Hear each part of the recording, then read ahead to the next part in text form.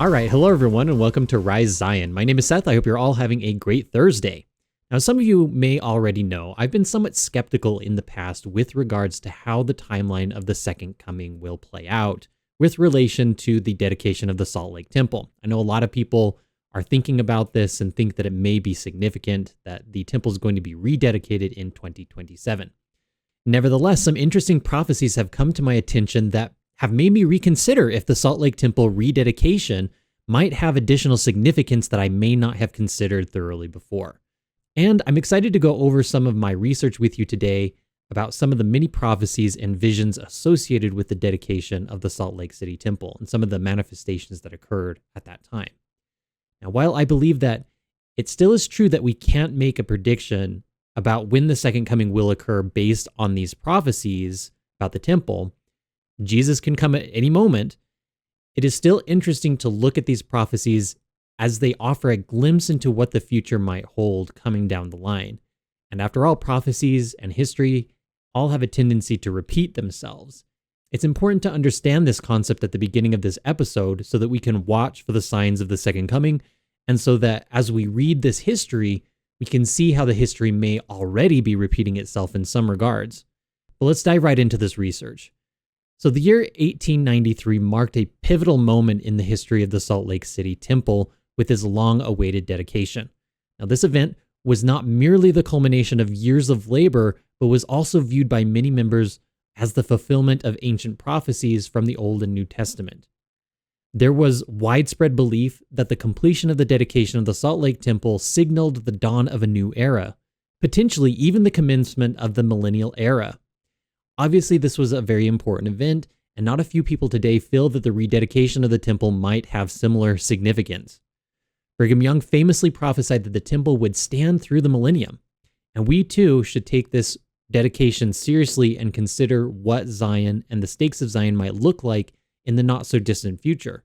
The capstone of the Salt Lake Temple was placed on April 6, 1892 by President Wilford Woodruff, and afterward work began on completing the interior. The work was miraculously finished in exactly 1 year's time on April 6 of 1893. And interestingly, Wilford Woodruff had a vision many years prior of himself dedicating the temple, and Brigham Young handing over the keys of the temple to him, and that prophecy was obviously fulfilled. Now, on April 6th, as you know, again, is a very interesting and significant date for the history of the church, and if I had to bet, if I had to bet all of my money, I would bet that the rededication will take place in April 6th of 2027. That's just a guess.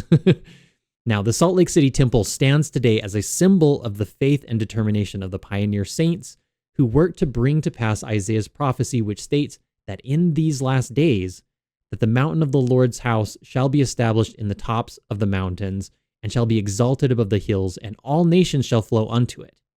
And some people have rightly pointed out that all nations have flowed in unto it in a number of different ways, not only through the gathering of Israel and ordinance work, but as people from all over the world come to visit. This prophecy, again, will surely be fulfilled as the celebration commences at the rededication in 2027. At its dedication in 1893, President Wilford Woodruff declared that from that moment forward, the church would gain unprecedented respect and influence in the world. This was something very interesting that I hadn't known before. I actually stumbled across this quote from Jared of Christian Homestead. But I have a lot to add to this. The quote is from Wilford Woodruff from a talk given by Elder Orson F. Whitney of the 12, and he said in this talk, and I quote, "I wish now to refer to one of these men and to certain predictions that he made. I heard President Wilford Woodruff in April of 1893, when the Salt Lake City Temple was dedicated, declare that from this time forth, the Latter-day Saints would have more influence in the world, and their representatives would be treated with greater respect and consideration by their fellow men than ever before.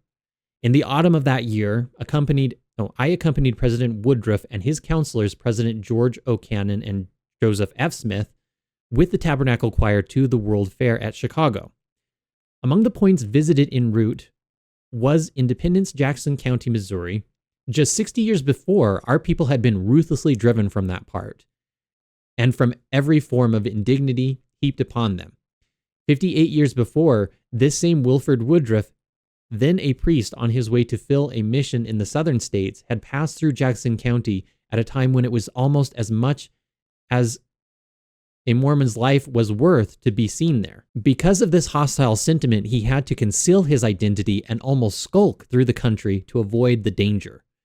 But how was it in the autumn of 1893? Why, the whole town of Independence came out to greet the Mormon leader. The mayor delivered a speech of welcome, and the people vied with each other in doing honor and showing courtesy to the head of the unpopular and hated church. As a side note, I think it's very interesting that President Donald Trump has again proposed that the United States begin hosting world fairs. So that's very, very interesting that that was brought up here, that they were attending the Chicago World Fair. Okay, so perhaps history is, again, beginning to repeat itself. It's also interesting to consider that these words seem to indicate that the redemption of Zion may be near, right? He's bringing up Jackson County. And in the same talk, Elder Whitney also brought up a lot to do with Zion and why the saints were forced to leave, why they were not able to build Zion, and in the future, the Zion will be redeemed.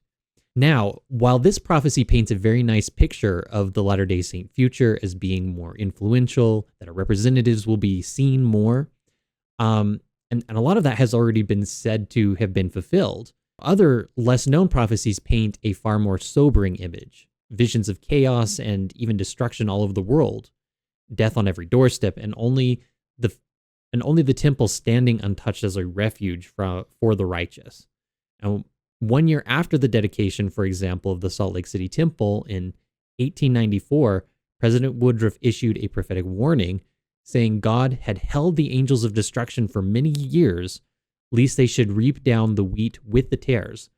But I want to tell you now, he says, that those angels have left the portals of heaven, and they stand over this people and this nation now and are hovering over the earth, waiting to pour out the judgments. And from this very day, they shall be poured out. Calamities and troubles are increasing in the earth, and there is a meaning to these things.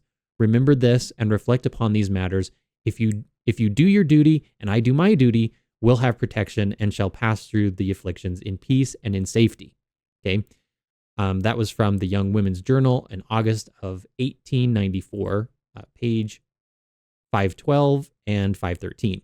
Now, President Joseph Fielding Smith, who was present when President Woodruff talked about these angels at the dedication of the Salt Lake City Temple, see Signs of the Times, page 112 and 113, recorded the following. One day while I was sitting in the presence of my father, President Joseph F. Smith, back about in 1908 and 1909, somewhere in there, I called attention to these statements of President Woodruff, and I said I would like to go over the records from the time of the dedication of the temple up until now and see what we can find in regards to calamities, destructions, plagues, etc. And he encouraged me to do it, and so I did. So I went over the newspapers and over the magazines and jotted down year by year the destructions and commotions among men, everything in the nature of a calamity, and to my great astonishment, each year they increased, and they have been increasing ever since I quit making that record. I was greatly astonished by it, and when I called the attention of one of my neighbors to it, he almost got angry at me, and he said, "Oh, well, we have got better facilities now for discovering these things." I don't believe it. And he is a member of the church too, but he seems to have a lack of faith in these predictions. Okay, so this is very interesting. I got these quotes, specifically, I found them in the Doctrine and Covenants Student Manual, Religion 324 and 325, page 190. And they clearly are in reference to the angels of Revelation 15, it seems to me. Right? Well, President Wilford Woodruff made reference specifically to them pouring out judgment, right? And the angels who are said to gather the wheat into Zion and to cause the tares to be cast into the fire, right? If you'll recall that story. Now, at that same time, we can't ignore the positive effects of the temple in bringing about greater influence and respect. And if we remember our covenants, we will have protection and pass through the afflictions in peace and safety, he said. Okay, so that's very important. And I think that this reflects very well with our current prophets and apostles, instructing us to go to the temple and to renew our covenants there. And I think a lot of that does have to do with the protection that we can find there in these last days as we're preparing for the second coming. Okay, So again, just to recap what we've been over so far, we have these dual prophecies, one that seems very good for Latter-day Saints and the other that is not so good. And this is important again because these prophecies might have a tendency to repeat themselves or to be in the process of being fulfilled even more at the rededication of the Salt Lake City Temple in 2027. And interestingly, it appears that Elder Whitney, his talk has a lot to do with all of these prophecies, okay? Because later, he, again, quotes that exact same message that we just read from the Doctrine and Covenants booklets, but he quotes that. He quotes President Woodruff again, almost verbatim. There are some slight differences here, but at the very end, that's the biggest difference. And I'll quote what was said after in this modified ending. So after President Wilford Woodruff says that we will be protected in the temple, he says, and I quote, "Read the scriptures and the revelations. They will tell you about all these things. Great changes are at our doors, and in the next 20 years, we will see mighty changes among the nations of the earth. You will live to see these things, whether I do or not. I have felt oppressed by the weight of these matters, and I felt I must speak of them here." Okay, so Elder Orson Whitney goes on to describe in his talk the wars predicted by Joseph Smith. This is all very, very interesting and relevant. He brings up specifically that it all began with the Civil War, right? And described how this prophecy is yet ongoing, as we've discussed previously on my channel, right? The Civil War prophecy in Doctrine and Covenants 87 continues to this day and will only end after the destruction of all nations, as the prophecy explains. And in that episode, I talked a lot about how we might have a role to play in determining how the nations end. I mean, they can end violently or they can end peacefully, right? And I hope that we choose that they can end peacefully, okay?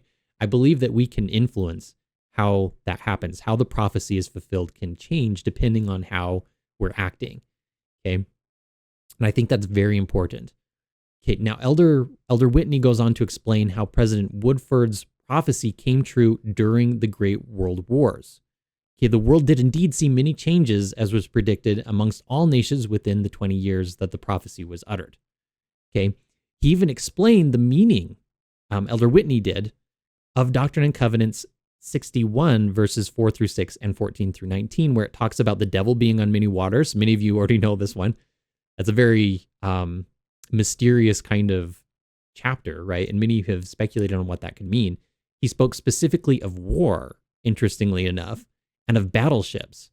For his day, he specifically mentioned the German submarines, but that certainly does apply to our day as well. He said that this would cause men to fear to come to Zion by the waters, okay, which to me sounds very interesting and very much like another prophecy for our time, sometime in the future, right, when we're gathering to, when some of the people will be gathering to Zion in Jackson County, Missouri. Okay, so that's very interesting. So there has certainly been a lot of speculation with regards to Doctrine and Covenants 61 and its possible meanings. And here we have an apostle of the Lord clearly laying out that the meaning also applies to war. Okay, and I'll quote here what he said. He said, "No flesh shall be safe upon the waters. Isn't that time almost here? Even upon the calm Pacific, no ship dares to pursue consecutively the same track twice. The companies operating the great ocean liners no longer announce the dates of departure from one port or of expected arrival at another. They dare not. The destroyer is abroad. Death is in the depths. And the spirit of dread broods upon the bosom of the waters, and this upon the comparatively peaceful Western Ocean, upon the Atlantic, in the Mediterranean, and in the North Sea. The terrible submarine tells the tale of danger and disaster." Okay, so this is very fascinating stuff here. And the big question is, could all of this stuff repeat, right? And it certainly could, as we consider, some of the other prophecies that we've discussed on this channel, like the ships of Tarshish, the ships of Chittim, and how in Revelations it speaks of all ships being stopped. We did an entire episode on the ships of Chittim and on the ships of Tarshish previously when we discussed the Battle of Gog of Magog. But yeah, we should also consider the Revelations, as President Woodruff instructed us in that quote that we just read. If we turn to Revelation chapter 18, starting in verse 15. It says, the merchants, okay, very interesting, right? The merchants of these things, which were made rich by her, speaking of the great whore of Babylon, shall stand afar for the fear of her torment, weeping and wailing, and saying, alas, alas, that great city that was clothed in fine linen and purple and scarlet and decked with gold and precious stones and pearls. For in 1 hour so great riches is come to naught, and every shipmaster and all the company in ships and sailors and as many as trade by sea stood afar off and cried when they saw the smoke of her burning, saying, what city is like unto this great city? Then they cast dust on their head and cried, weeping and wailing, saying, alas, alas, that great city wherein were made rich all that had ships in the sea by reason of her costliness, for in 1 hour she is made desolate.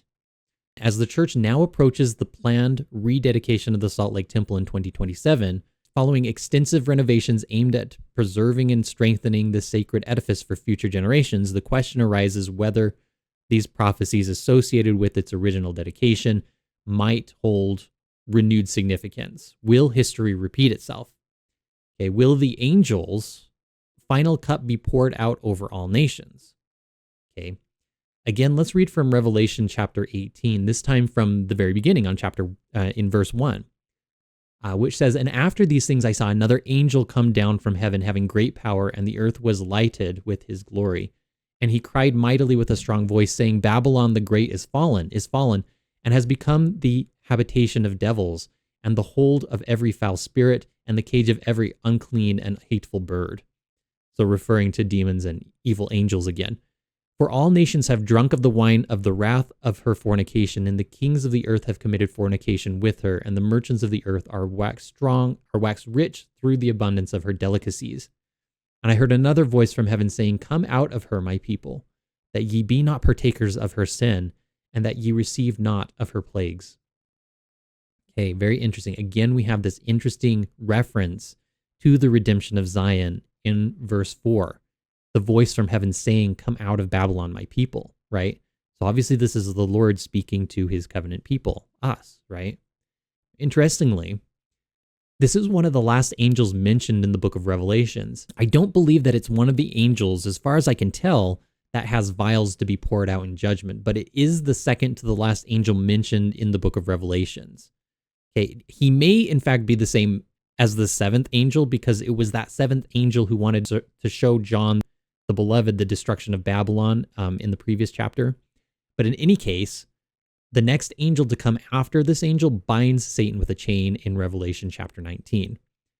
Now, that's very, very interesting. And we can draw some interesting correlations back to the Salt Lake City temple dedication. Okay, so Heber C. Kimball, this is all a part of this story. Okay, so Heber C. Kimball, before the temple dedication, predicted that the power of Satan should be loosed, and that the strongest windstorm ever witnessed in Utah should be felt on that occasion during the dedication. And in pursuance and fulfillment of this prediction, a strong breeze began blowing upon entering the grounds at 9 a.m. and increased to a hurricane-like wind with great violence at the precise time of the dedicatory prayer that was being offered by President Wilford Woodruff. But then during the opening remarks at the dedication ceremony, President Woodruff prophesied that from that time forward, the power of Satan would be broken. His influence over the saints would diminish, and there would be an increased interest in the gospel message. And this is what I've been talking about, again, on my channel, again and again, when I say that the tribulations have been ongoing.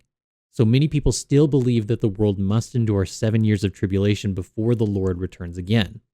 But according to Wilford Woodruff, these angels have been active, and according to Joseph Fielding Smith, these tribulations have been increasing from the moment of the dedication of the Salt Lake City Temple to now. Okay, and perhaps even the binding of Satan has been a progressive, gradual thing, not necessarily just a one-time event. Anyway, that's just a thought. So again, this just re-emphasizes the fact that prophecy at times has unexpected ways in which it can be fulfilled. But through all of these tribulations, what can we expect? How will this all end, right?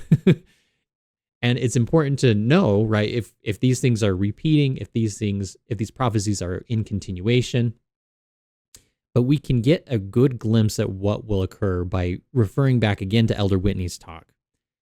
He says at the end, what will be the outcome of the awful strife now raging? Will the world be made safe for democracy, or will it be ground under the iron hill of an autocratic military despotism?